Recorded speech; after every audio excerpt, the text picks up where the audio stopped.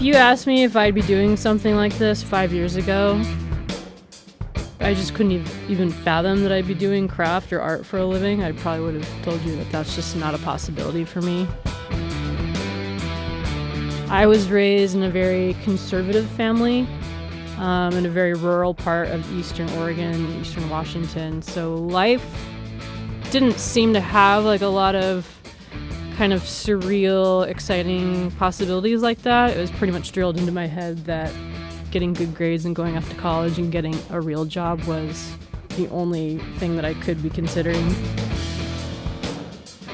I have a very high spectrum ADHD, and I went through pretty much my whole entire life just managing that on my own.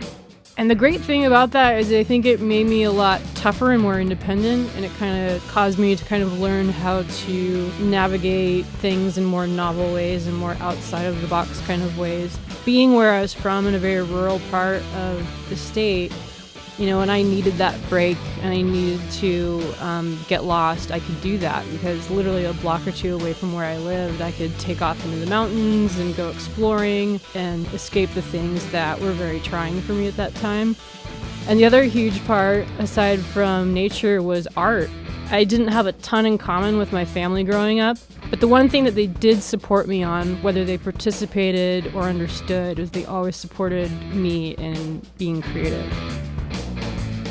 So moving to Seattle to go to school at University of Washington, that was a huge change for me. Being from that really kind of conservative family, it was kind of like that footloose situation where like we weren't allowed to listen to most radio stations growing up. You know, I have a memory of my mom finding my brother's rap CDs when we were in high school and taking a hammer to them and destroying all of them. So the kind of music that helped me to escape and helped me process my emotions and the things that I was going through, I wasn't really able to pursue that until I, kind of went on my own way being in Seattle and really identified with kind of more of the hard rock kind of metal scene. You know, after college was over with, I still continued on actually in a career, or so I thought, in luxury retail. So by day, I was all, prim and proper and dressed to the nines, taking care of customers at a very well-known luxury retailer, like I said. But by night, I was out getting wasted and going to rock and metal shows. I think I, had some pretty memorable experiences, but a lot of it wasn't so great. It was kind of like event after event after event kind of came crashing down in my life, where I got to a point where I literally just needed to say, fuck it, and just start over.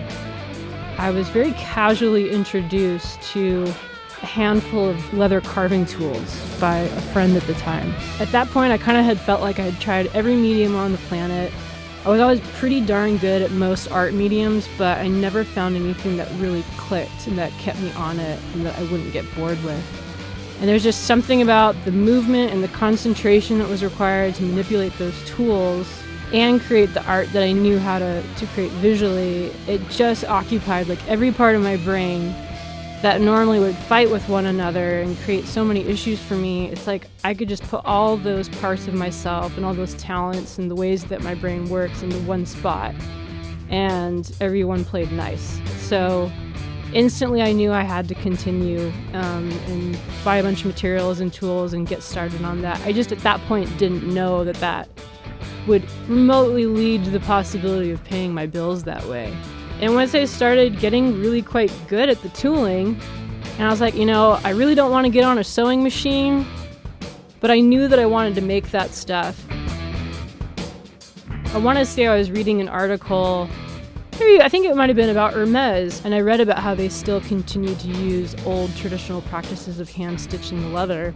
And something about that really clicked. And I think I knew at that point, if I could learn how to saddle stitch, I could pursue this, and I could combine the world of kind of the American sort of art form of tooling or carving leather and mix it with the European discipline of luxury leather goods.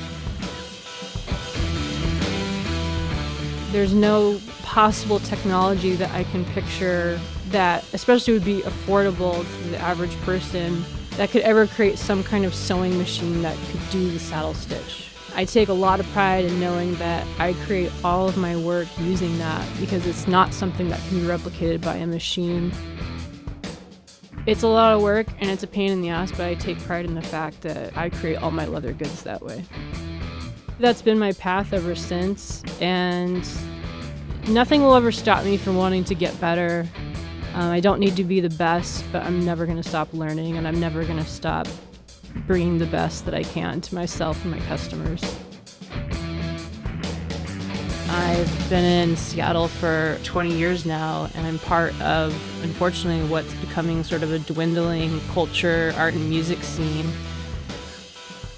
It feels pretty incredible knowing that I'm a part of preserving something that's embedded in history, and new isn't always better. And with the giant tech boom that we're experiencing here, we're seeing a lot of those, historic and cultural parts that make our city vibrant, pretty quickly disappearing. So in my own small way, I hope that I'm contributing to something meaningful there. That's where I'm at now. I'm in my 5th year of leatherwork. I still have a ways to go, but I'm pretty damn proud to say that I can make a handbag or a dog collar or a wallet or a guitar strap that slays the quality of what is being mass-produced and readily available off the rack. It's a special thing, and I'm doing it literally from my living room couch.